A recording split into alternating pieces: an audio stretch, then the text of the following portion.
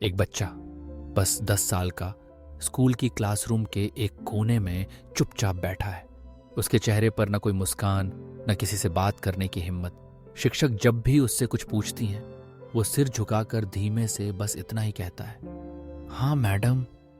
उसके जवाबों में कोई रंग नहीं, कोई सवाल नहीं, सिर्फ डर की परछाई।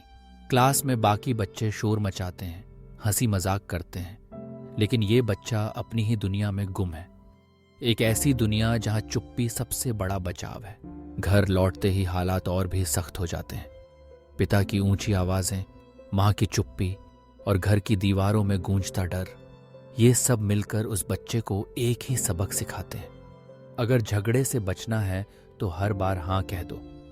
जब पिता गुस्से में चाय मांगते हैं तो बच्चा कांपते हाथों से कप थमाता है, चेहरे पर एक बनावटी मुस्कान ओढ़े हुए।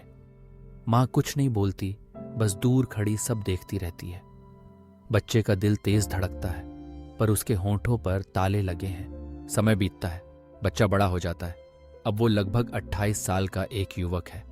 एक मल्टीनेशनल कंपनी में नौकरी करता है। सहकर्मी उसे हाँ जी कहकर बुलाते हैं। बॉस के लिए वो सबसे भरोसेमंद कर्मचारी है। कोई भी मुश्किल काम हो, हर बार वही आगे आता है, मुस्कुराकर कहता है, नो प्रॉब्लम, मैं कर लूंगा। लेकिन सच ये है कि इस मुस्कान के पीछे वो खुद को कहीं खो चुका है। लोगों के लिए वो सबसे मददगार इंसान है, लेकिन अपने लिए वो पूरी तरह अकेला है। दोस्तों के बीच भी कहानी अलग नहीं है। हर कोई उससे मदद लेता है, अपनी बातें कहता है, मगर जब उसके दिल में दर्द होता है तो कोई भी उसे समझ नहीं पाता, क्योंकि उसने कभी किसी को दिखाया ही नहीं कि उसे भी तकलीफ होती है। जब वो अपनी परेशानी बताने की कोशिश करता है तो दोस्त हंसकर बात टाल देते हैं। वो फिर भी मुस्कुराता है, सिर हिलाता है, लेकिन उसकी आंखें सब कुछ बयां कर जाती हैं। रात के सन्नाटे में जब वो अपने कमरे में अकेला होता है तो उसकी आंखों से आंसू चुपचाप बहते हैं। वो आईने में खुद को देखता है और सोचता है, क्या मैं सिर्फ इसलिए अच्छा हूं कि कोई मुझसे नाराज ना हो? क्या मेरी जिंदगी सिर्फ दूसरों को खुश रखने के लिए है? उसके भीतर का बच्चा आज भी वहीं कहीं छुपा हुआ है, डर के साए में जीता हुआ। यह है फॉन रिस्पॉन्स। ट्रॉमा के वो जवाब जब इंसान लड़ने या भागने की बजाय हर बार हां कहकर बचने की कोशिश करता है। अपने असली जज्बातों को, अपनी पहचान को, सब कुछ छुपा लेता है ताकि माहौल में तूफान न उठे, ताकि कोई उसे छोड़ न जाए। बचपन के डर बड़े होने पर भी उसका पीछा नहीं छोड़ते, बल्कि और गहरे हो जाते हैं। लेकिन कहानी यहीं खत्म नहीं होती।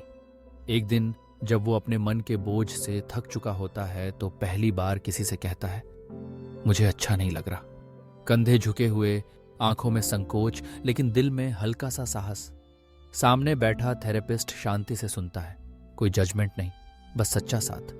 उस दिन वो युवक पहली बार अपनी भावनाओं को शब्दों में ढालता है और यहीं से उसकी नई शुरुआत होती है। हमेशा हाँ कहने वाला इंसान कमजोर नहीं, बल्कि टूटा हुआ होता है।